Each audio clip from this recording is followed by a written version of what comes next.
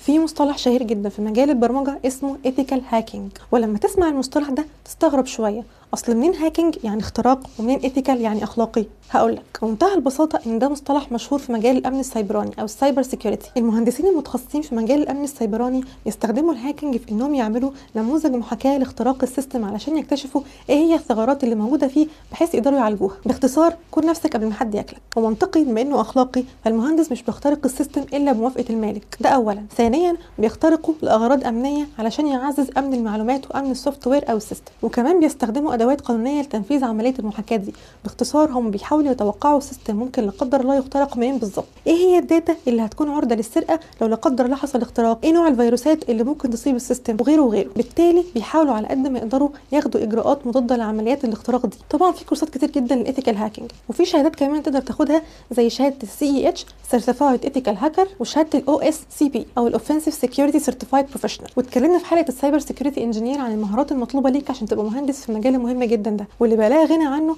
في ظل ان الداتا بقت اهم حاليا من الفلوس، وفي ظل برضه وجود اختراقات ذكيه جدا ومتطوره جدا واللي بسببها بيتم ابتزاز ناس كتير جدا. فقولي تحت في الكومنتات حابب تعرف ايه تاني في المجال ده او اي مجال تاني. وبس كده، سلام عليكم.